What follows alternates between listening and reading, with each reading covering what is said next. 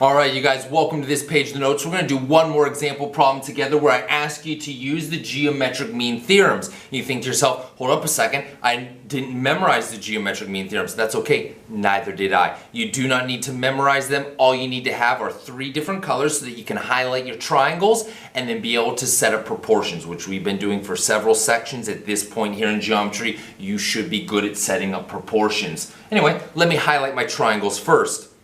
I've been doing it this way, so I'll continue to do it. I make the larger triangle red. So there's the bigger triangle right there. There he is in red. And then what I've done is I've dropped in an altitude. There's the altitude right there, which splits it into 2 smaller triangles. I'll go ahead and make this one my blue triangle. And I'll go ahead and make this one my green triangle.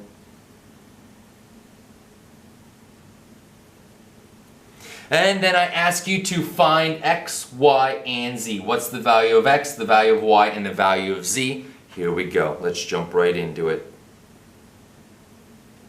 Find x. Well, first thing you need to do is determine which 2 triangles share the common side of x. Here's x. Which 2 triangles share x? Yeah, blue and green. That's why we use the colors. So, first in the blue triangle, x. Is that the longer or shorter side compared to 5? To me, it looks like x is the longer side, so it'll go on the top. So x over 5, which has to be equal to, in the green triangle, x over 7. Well, since x was the longer side in this triangle, whether it is or it isn't actually doesn't really matter. Since I put the x on top in this ratio, the x has to go on the bottom in the other one. So 7 over x. That way, when I cross multiply, I wind up with x squared is equal to 5 times 7.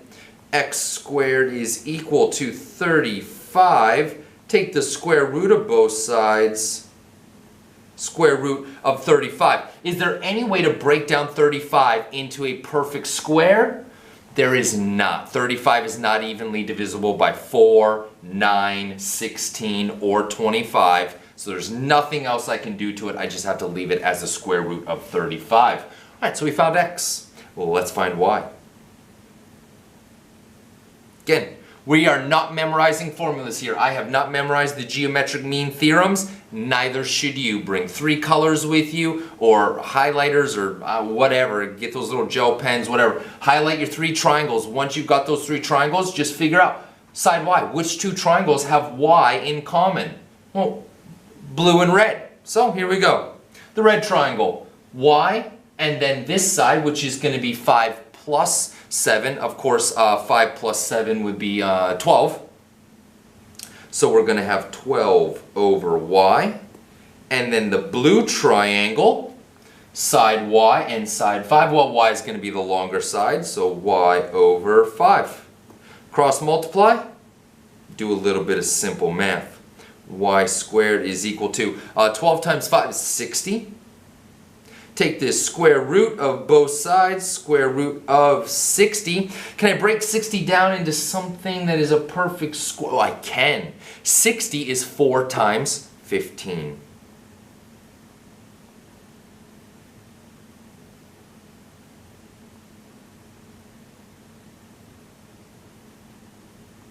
So, I wind up with y being 2 square roots of 15. That is the length of y. Y is equal to 2 square roots of 15. You can plug it into your calculator and figure out what that is as an irrational number. If you want to remember, it'll be a non-repeating decimal because the square root of 15 isn't a perfect square. But you certainly could if you wanted to. I will, at least if you're taking this class with me, I'll always leave those as square roots rather than give you irrational numbers on like a test or a quiz. Excuse me, or something like that. I got one more to do. Let's find z. Okay, which 2 triangles have z in common? Well, there's z, and I see red and green. So here we go. Red.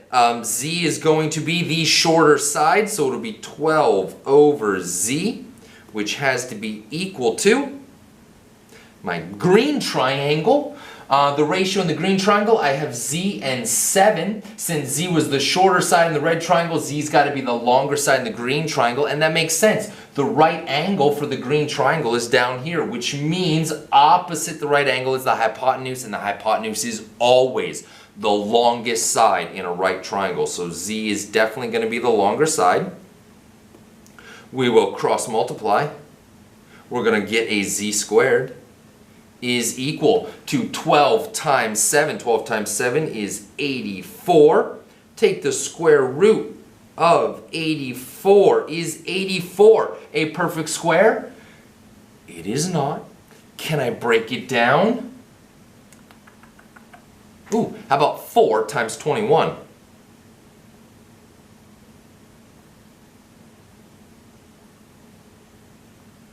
Well, what is the square root of 4? Square root of 4 is 2. And you're left with the square root of 21 because there's nothing else you can do to the square root of 21.